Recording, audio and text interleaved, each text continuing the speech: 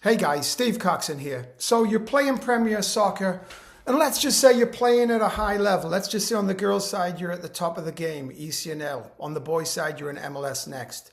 But no matter what level you're playing at, you're still not finding that college coaches are giving you the sort of love that you were hoping. So I've been on the sidelines for 18 years at the Division 1 level. I coached at Quinnipiac University.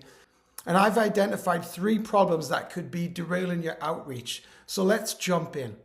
So the first problem you could be experiencing is that you may not be good enough to play at the levels you're reaching out to. So we have an athletic fit problem. So how do we remedy that? Well, one of the first things we can do is we can go to your club's alumni page and check out the types of schools that players have gone to who played at your club. Now, we do need to dig a little deeper here because it doesn't actually tell you the team they were on. But you can see here real quick on the boys' side, you've got a mix of D1, mid-major D1, and you've got some D3 schools in there. And then on the girls' side, a little more expansive, you've got schools like BC and UConn. So we've got high-level D1 schools, and then we've got some more, your lower-level D1 schools, and you have D3 schools. So you get a sense of where a club like Connecticut Football Club is sending their players. Now, the second thing you can do is talk to your premier coach and ask your coach, hey, you've sent players all over the country at all various levels. Where do you feel as if I'm a good fit? And once you gather that information, now you'll have a better understanding of the types of schools that you want to email. Now, what we've actually done at our website is we've built an algorithm which allows you to plug in the levels that you play at, and then it will kick back the types of schools you can play at. So let's take an example. Say we want to play Division 1.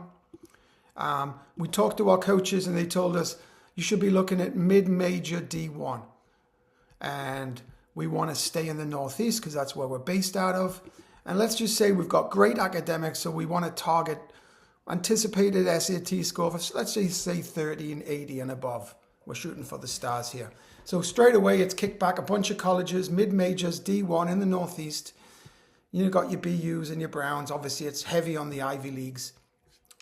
And we can add to that. Let's just say, hey, the coach said, yeah, I'm borderline Power 4.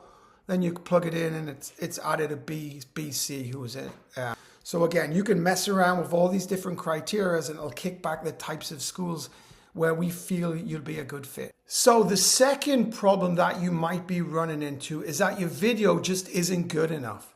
And I've got a young fella's video on the screen here called Radine. He plays in the MLS Next.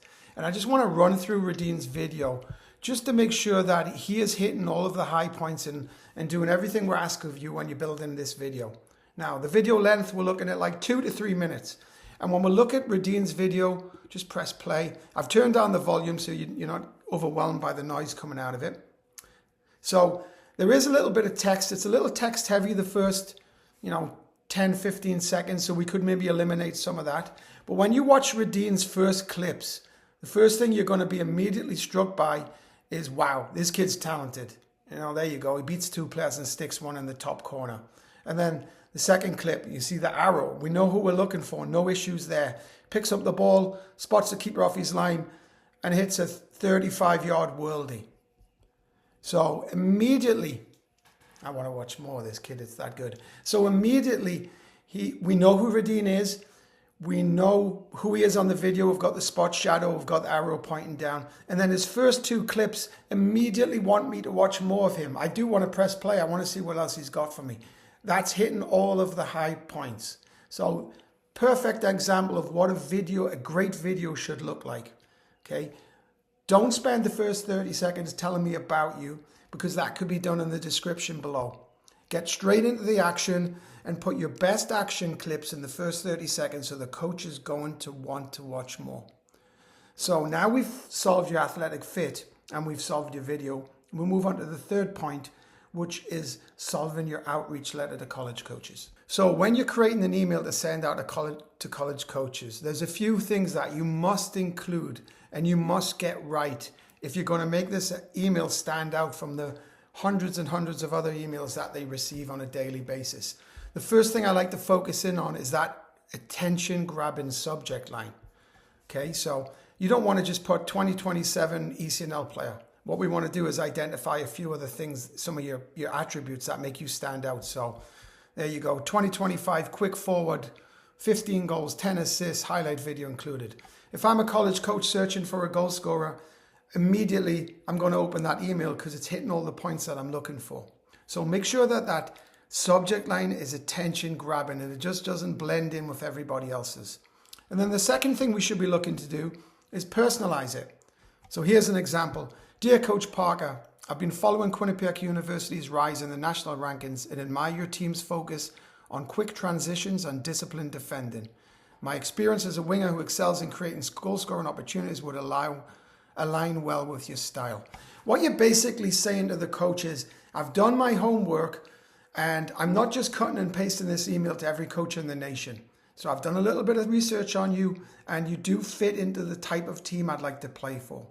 So we've got an attention grabbing line, we've got a personalized email, and then you introduce yourself. You write a little bit about your accomplishments. Make sure you add your grade point average in there so the coach knows what he's dealing with academically. And then any other supporting materials, your highlight video, your game schedule, if you're playing in a league or a tournament, make sure you post that. And then I always like to make my players or ask my players to end with a strong call of action. Don't just send an email and then hope the coach is going to do something with it. Maybe you follow up at the end with, hey coach, would you be available to jump on a quick 5-minute call? Or I know you're attending the PDA showcase. Do you feel as if my resume stacks up with the type of player you're looking for? You're trying to get into a dialogue with these coaches.